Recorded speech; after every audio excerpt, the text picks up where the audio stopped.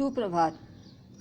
MA final तृतीय प्रश्न पत्र महाकवि भास के नाटकों में सामाजिक परिस्थितियों का हम आज अध्ययन करेंगे। अब तक वर्ण व्यवस्था, आश्रम व्यवस्था, संयुक्त परिवार प्रथा, विवाह विधि, स्त्रियों का महत्व, जन विश्वास, मनोरंजन, नैतिकता इत्यादि का अध्ययन किया जा चुका है। आज हम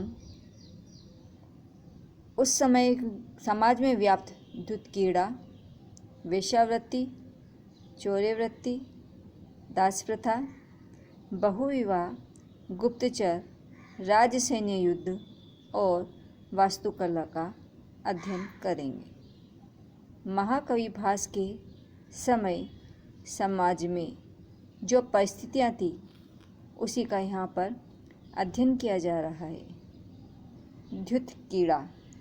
भास के समय धूर्त कोई अनुचित व्यवहार नहीं माना जाता था, कम से कम शिष्ट जनानुमोदित तो था।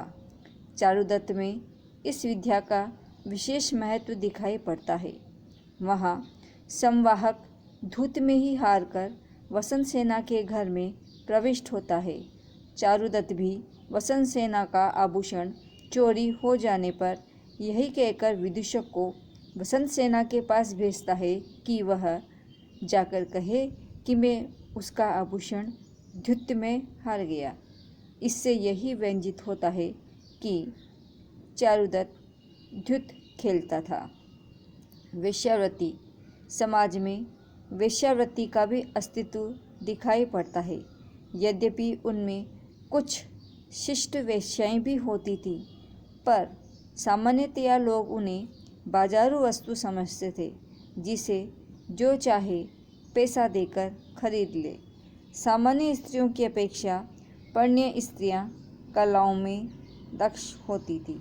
इसका उल्लेख चारुदत्त नाटक में द्वितीय अंक के अंतर्गत किया गया है।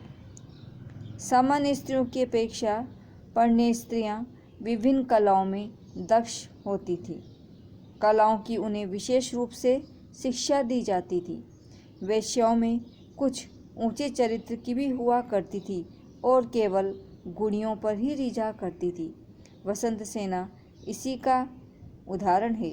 वह राजश्यालक के आमंत्रण को ठुकरा देती है और दरिद्र किंतु गुणी चारुदत्त को स्वीकार करती है। चोरी। भास के समय में चौर्यवृत्ति का भी पता चलता है। चोरी करने की कला में चोर निष्णात हुआ करते थे। वे रात में घर की दीवार को काटकर घर में प्रविष्ट होते थे और जल रहे दीपक को बुझाने के लिए भ्रमरों का उपयोग करते थे। भ्रमर पेटिका से निकाले जाने पर सीधे दीपक की लपट पर जाकर बैठता था और अपने प्राण गंवाकर दीपक को बुझा देता था। चोरी करने वाले बलिष्ठ शरीर के होते थे। दास प्रथा। दास प्रथा के भी संकेत मिलते हैं। मूल्य देकर आदमी खरीद लिए जाते थे और वे तब तक सेवा करते थे जब तक मूल्य लौटा न दिया जाए। वसंत सेना की दासी मदनिका कृत ही थी। उसी को मुक्त कराने के लिए उसका प्रेमी सजलक चोरी करता है। बहुविवाह भी उस समय के समाज में प्रचलित थे। लोग एक से अधिक विवाह करते थे। यह प्रथा प्राय धनिकों या राजाओं में थी। गुप्तचर। राजा लोग दूसरे राजाओं तथा कवियों के क्रियाकलापों का अवलोकन किया करते थे। इस काम के लिए वे गुप्तचरों का उपयोग करते थे।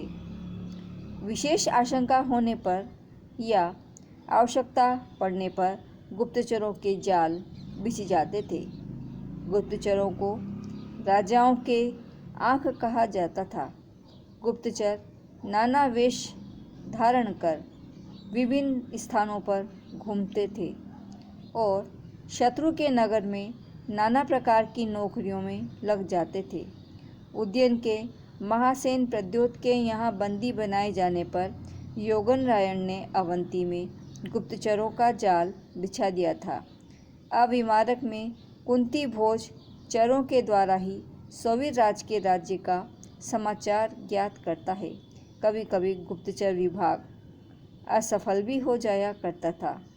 उदयन को जब छल से प्रद्योत ने बंदी बनाया तब गुप्तचर व्यवस्था की अवस्था थी। राजसैन्य और युद्ध। सेनाओं को विभिन्न प्रकार से सज्जित रखा जाता था। युद्ध की सेना में गज, अश्व, रथ तथा पैदल सिपाही सम्मिलित थे। राजा, अमात्य तथा सहायक सभी युद्ध में सम्मिलित होते थे। प्राचीन काल में हाथियों का युद्ध में प्राधान्य रहता था। एक विशिष्ट प्रकार का हस्ती चक्रवर्ती चिन्ह से युक्त होता था, जिसको प्राप्त कर राजा चक्रवर्ती बनने की आशा करते थे। हाथियों का नाना प्रकार से श्रृंगार किया जाता था तथा उसे प्राप्त करने के लिए भी प्रयत्न किए जाते थे। राजा उदयन वीणा बजाकर हाथियों को वश में करने की कला का आचार्य था। हाथियों के बाद रथों का विशेष महत्व है। रथ का सारथी रथ कला में विशेष निपुण होता था, जो आवश्यकता पड़ने पर रथ को रोक तथा घुमा सकता था। रथों पर विशिष्ट व्यक्तियों के विशेष ध्वज हुआ करते थे। घोड़ों का रथों के बाद महत्व आता है। कंबोज देश के घोड़े विशेष प्रसिद्ध थे। पैदल सेना भी युद्ध में काम आती थी। सभी सैनिक कवचों तथा अस्त्र शस्त्रों से सुसज्जित रहते थे।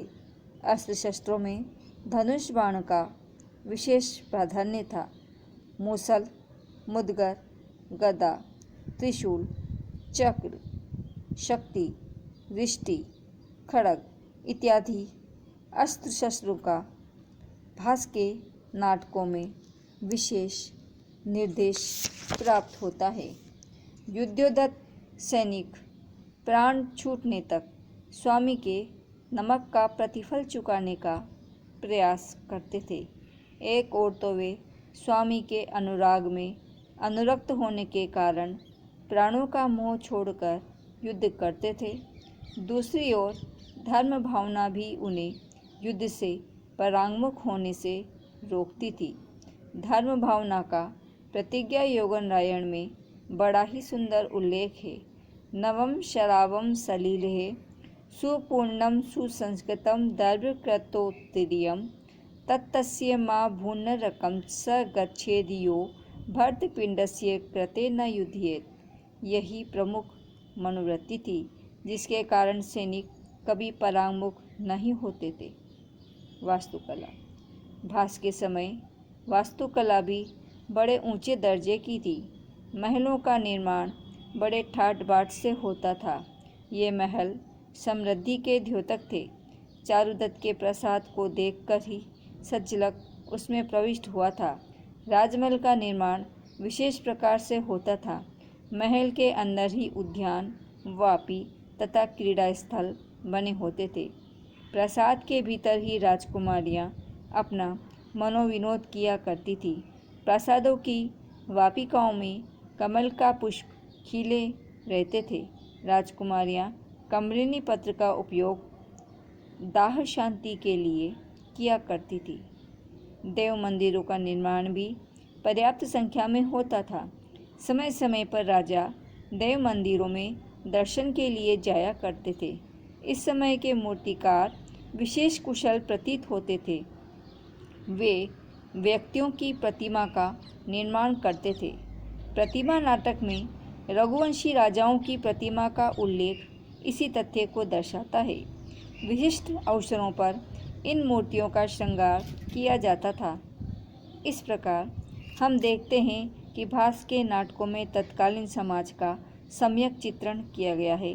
यहाँ संक्षेप में इसका उल्लेख किया गया है। धार्मिक, सामाजिक, राजनीतिक सभी दशाओं का इन नाटकों के अध्ययन से पता चल जाता है। धन्यवाद।